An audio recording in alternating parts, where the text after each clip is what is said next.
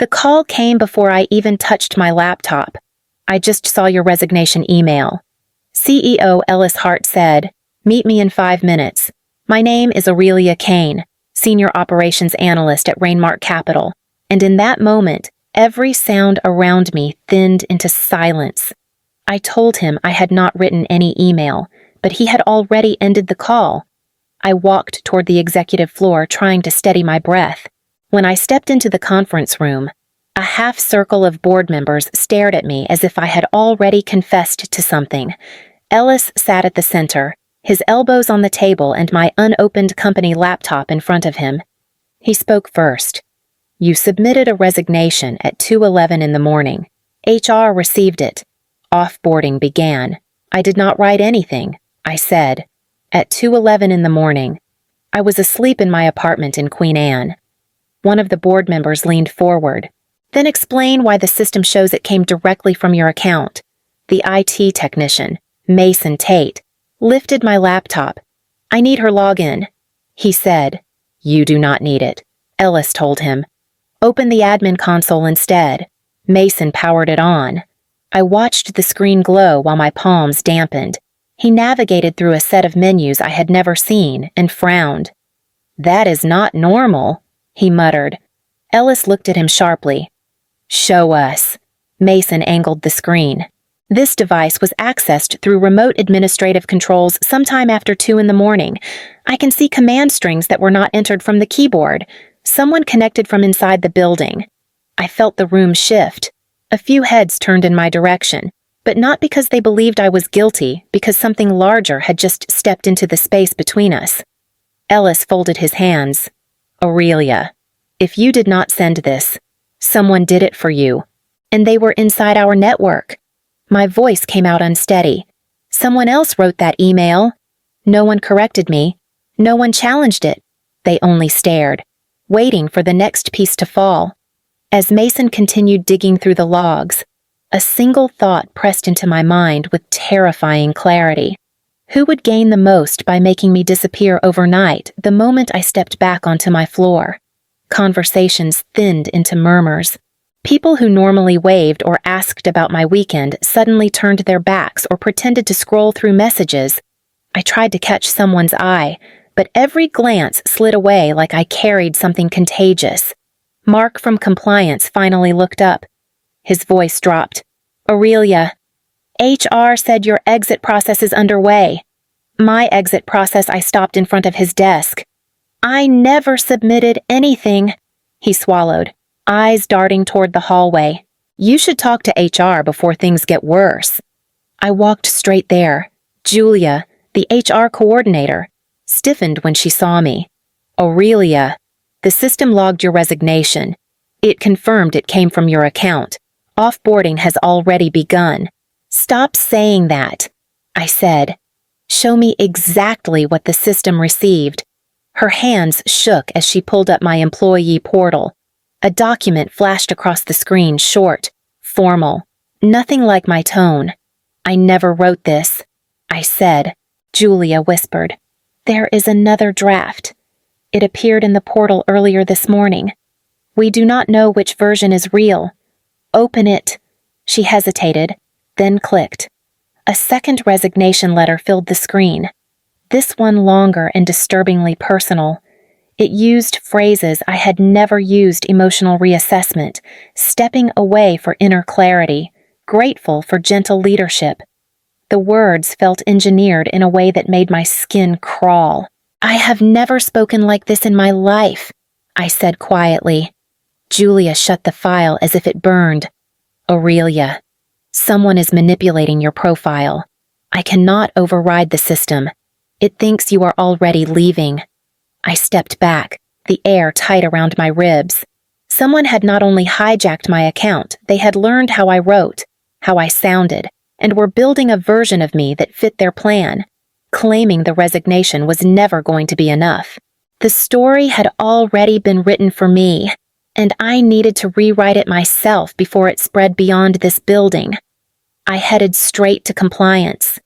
The hallway was quiet, but the moment I stepped inside, Rowan Pierce glanced up from her desk. She had been my intern 2 years ago. Now she handled data integrity audits with a precision I trusted. "Aurelia," she whispered, "what is going on? People are saying you resigned." "I did not resign." I said, "I need your help before the story gets any bigger." She closed her laptop immediately. "Show me what you have." I handed her the printout HR had shown me. Rowan scanned it in seconds, then opened a secure console on her screen. "Let me check the metadata tied to your account." Her fingers moved quickly. She stopped when a timestamp appeared. "Your password changed at 2:06 in the morning. I was asleep at that time." I said, "I know." She replied, "And that is not the strange part." She pointed at a line of code. "This connection routed through an internal admin gateway. That means whoever did this used elevated permissions. Not yours." A pulse of cold ran through me. "So, it came from inside Rainmark." Rowan nodded. "Look here. The login request did not originate from your home network. It came from one of our internal floors." Which floor? She traced it back, jaw tightening. "IT maintenance." I leaned closer. "Check badge access." She pulled up the overnight logs. A single entry glowed on the screen. Someone entered IT maintenance at 1:52 in the morning. She said, "The badge belongs to Cameron Stahl. He filed a report yesterday saying it was missing, so someone used a stolen badge, or borrowed one." Rowan said quietly, "Either way, this was intentional. Someone planned this step by step." The room felt too small. Rowan lowered her voice. "This is not random sabotage. Someone wants this to look like you walked away." Her words landed hard. Whoever did this was not careless. They were careful, methodical, and close enough to know how to imitate me without being seen. By the time I returned to my row, the whispers had grown legs. I heard fragments as I passed left before the audit finally burned out. Security walked her out last night. No one said any of it to my face. They just watched me as if waiting for me to disappear. Lily, one of the junior analysts, tried to retreat into her cubicle when she saw me. "Lily," I said gently, "did someone tell you I quit?" She hesitated. "People said HR confirmed it." I did not know what to believe. "I am standing right here. I did not resign." She nodded but did not meet my eyes. Something had shifted in the way she looked at me, like I had become a warning instead of a mentor. I headed to Colin Morrow's office. His door was cracked open, and he looked up with a practiced smile. "Aurelia, I heard things have been complicated. Someone forged a resignation email from my account." I said, "You knew before I did." He leaned back, folding his hands behind his head. "I assumed you wanted out. You have been under pressure. People make emotional decisions in the middle of audits. I did not write anything. Colin." I read the draft. He replied calmly. It sounded thoughtful. "You thanked us for gentle leadership." My breath caught. "How did you read that draft? HR barely showed it to me." He froze. "Just for a moment. Julia forwarded it. We had to prepare for your transition. Do not lie to me," I said quietly. "I saw the access logs. I know what time everything happened." His smile thinned. "Aurelia, do not turn this into drama. It reflects poorly on you." The way he said poorly cut more sharply than the rumors outside. Something cold settled in my chest. Colin was not surprised by the chaos around me. He was managing it. I locked my office door before opening the audit folders. If Colin wanted me out before the audit, there had to be a reason buried somewhere in the numbers. I pulled up the vendor reconciliation files, the approval logs, the reclassification records, everything he usually delegated to me before he began shutting me out. Rowan joined me with her tablet. "Tell me what you're looking for. Anything that explains why someone would risk forging a resignation?" I said. She sat beside me. "Start with Colin's chain. That is where most of the late approvals sit." We scrolled through the ledger. The first irregularity appeared almost immediately. "Look at this," I said. "Duplicate payments for the same vendor, 7 days apart. Same invoice number. Same approval ID. That should not be possible, Rowan murmured. Finance would have flagged it. I opened the next file. Here is another one, and this one has a reclassification tag with no justification. It moves almost $30,000 into a miscellaneous fund. Rowan tapped the screen. Who approved that, Colin? I answered. We kept digging. Every file told the same story. Quiet changes, altered tags, duplicate payouts. Nothing explosive on its own. But together they read like someone trying to bury a pattern. Then Rowan froze. Aurelia, look at the dates. My eyes tracked the timestamps. 3 months ago, 3 months ago, 3 months ago. That was when he stopped inviting me to the weekly operations reviews. I said. Rowan exhaled sharply. He has been moving money around since then. If the audit catches this, he will need someone to take the fall. I finished. But we still cannot prove he accessed your account, she said. Not yet. I closed the folder slowly. The resignation had not been an attack of impulse. Someone had rehearsed every part of this long before last night. I opened another file, bracing myself for whatever waited inside. Rowan and I met with security in their cramped office, where monitors glowed with feeds from every floor. Marcus, the night shift supervisor, tapped a screen and pulled up the badge logs. At 1:52 in the morning, he said, someone accessed IT maintenance with Cameron Stahl's badge. Cameron reported it missing 3 days ago. Rowan added. Marcus nodded. Which means someone planned ahead. I stepped closer. Can we see the footage? He hesitated. Parts of it. Maybe. Marcus opened the camera feeds from the maintenance corridor. Most of the thumbnails were dark. Deleted, he said quietly. Someone scrubbed the main file directory. Rowan stiffened. All of them. Not all. Marcus scrolled down to a feed labeled Backup Angle C. This camera runs on a separate archival cycle. If someone forgot about this one, we might get something. He clicked it open. The grainy video flickered, then stabilized. A hooded figure slipped into the maintenance room and sat at a terminal connected to the admin machines. No face. No voice. Only the steady movement of hands across the keyboard. I leaned in. Pause it there. Marcus froze the frame. The figure leaned forward slightly, body angled just enough that the outline of their shoulders, the tilt of their head, the way they braced one arm on the desk, all of it felt too familiar, Rowan whispered. Someone wanted us to see nothing, but not quite nothing, I said. Marcus rewound a few seconds and replayed the moment the figure entered precise steps. Deliberate posture, the confidence of someone who belonged there even though they should not have. Whoever had done this was careful enough to delete half the footage, but careless enough or arrogant enough to leave just enough behind. Ellis called the second emergency meeting before noon. The tone of his message conference room now left no room for hesitation. When I walked in, the board was already seated, their expressions tighter than before. Colin stood near the window, arms crossed, jaw locked, pretending confidence he did not have.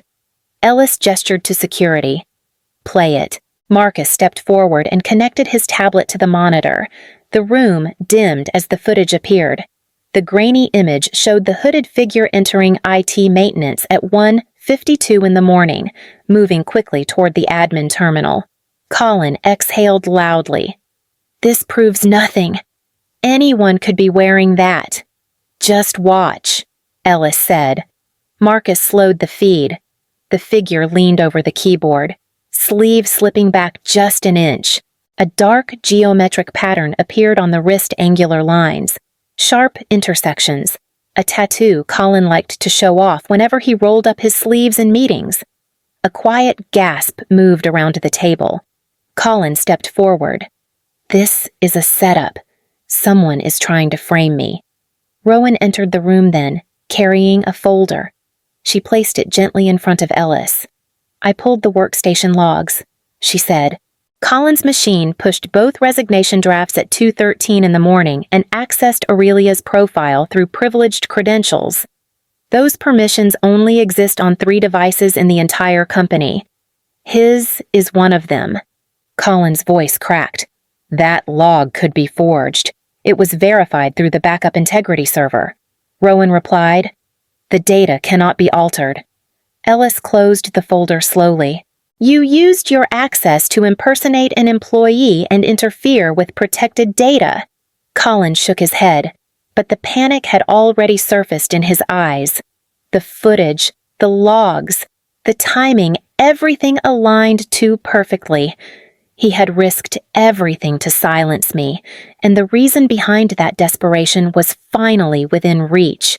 Internal integrity brought me into a small conference room within the hour. The door closed behind us with a sound that felt final. Marisol Chen, the lead investigator, set a stack of printed reports in front of me. "We need you to walk us through the anomalies you found," she said. I opened the first file. These duplicate vendor payments appeared over the last 3 months. Same invoice numbers, same approval stamps. Marisol exchanged a look with her colleague, and all were routed through Colin's chain. "Yes," I said, "every single one." She slid another document toward me. "This is the vendor contract Colin renewed last quarter. It failed during implementation. The projected loss is over $5 million. I felt my stomach tighten. "He tried to bury it." Marisol nodded.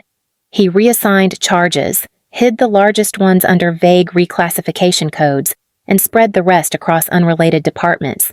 Without someone connecting the trail, the audit might have missed it." I pushed the papers aside. He cut me out because I would have noticed. "You were the only analyst who could follow the inconsistencies," Marisol said. "Removing you was essential for his plan to survive." A sharp knock sounded outside. Security stepped in, 2 officers flanking the hallway. They asked Colin to join. He walked in moments later, shoulders stiff, tie crooked, eyes wild with refusal. Ellis stepped forward. "Colin Morrow, your access is terminated effective immediately." Colin looked at me, disbelief twisting his face. "Aurelia, you do not understand. I was protecting the company. You were protecting yourself." I said. Security took his badge. He didn't fight. He just stared at me as if 4 years of mentorship had been rewritten in front of him. When they led him away, the silence he left behind felt heavier than any accusation. Marisol closed her folder. "Now that the truth is out, leadership will want to speak with you. This is no longer just about what he did. It is about what Rainmark becomes next." Ellis asked me to meet him in his office before the end of the day. When I stepped inside, he closed the door gently, as if the room were holding something delicate. "Aurelia," he said, "I owe you an apology. What happened to you was unacceptable." I sat across from him. It was calculated, and it nearly worked. He nodded once. "The board agrees. We have suspended several oversight layers while internal integrity completes a full review. Systems that Colin manipulated will be rebuilt from the ground up." I waited, unsure what he expected from me now. Ellis folded his hands. "The board wants you to lead that rebuild. They want you to serve as interim director of operational compliance." The words landed heavily. "Director, you understand our workflows better than anyone," he said. "And after today, no one questions your integrity. We need someone who sees the cracks before they become disasters." I let out a slow exhale. I never wanted a promotion under these circumstances. "This is not pity," Ellis said. "It is necessity. Colin exploited blind spots we should have fixed a long time ago. If we put someone inexperienced in that seat, we risk repeating everything that happened to you." I looked down at my hands. "If I take that role, I inherit his mess." "You would shape what comes next," he replied. "Not for him, for Rainmark, and for yourself." A knock sounded on the doorframe. Marisol appeared, holding a preliminary summary. "We will need Aurelia's cooperation regardless of her title," she said. "But if she leads the corrective plan, implementation will be cleaner." Ellis turned back to me. "This door was never supposed to open this way, but it is open now. I felt the weight of it settle in my chest. For the first time since the forged email, I was being asked to decide the future instead of trying to salvage the past. If they were willing to hand me the keys to fix everything, I needed to decide whether I could stay long enough to use them. I stayed late that night, long after the hallways emptied and the office lights dimmed into a quiet glow. The day had carved something new into me, a line between what almost happened and what I refused to let happen again. When Ellis stopped by my doorway, he didn't speak right away. He simply waited until I looked up. "Have you made a decision?" he asked. "I have," I said. He pulled out the chair across from me. "All right, I will take the role," I told him. "Not because I want a title, because Rainmark needs someone who understands how close we came to losing everything. Someone who will not let this be buried." Relief flickered across his face. Then we moved forward. After he left, I opened a blank document. For a moment, my hands hesitated above the keyboard, remembering the forged resignation, the one someone else had written in my voice, the one that nearly became the story the company believed. This time, the words were mine. I drafted a full internal directive mandatory multi-factor authentication, encrypted access logs stored on separate servers, cross-department audit trails, whistleblower protections that bypass any manager's approval chain. I added a section requiring quarterly integrity reviews led by an independent team. Rowan stopped by as I printed the first pages. "Is that the new policy?" she asked. "It is the beginning," I said. She nodded. "Colin met with federal investigators this afternoon. Unauthorized system access. Financial falsification. He will not talk his way out." I placed the printed document in a folder marked Operational Compliance, Phase 1. Then we rebuild everything he tried to corrupt. Rowan hesitated. "You sure you want this weight I do?" I said. "If someone could rewrite my name once, they could do it to anyone. I intend to make sure that never happens again." She left me with a quiet smile. I sat alone for a moment, the folder heavy in my hands. It was not a resignation. It was not an escape. It was the first real letter I had written in days, and for once, it belonged entirely to me. What future can I build now that my name finally belongs to me again?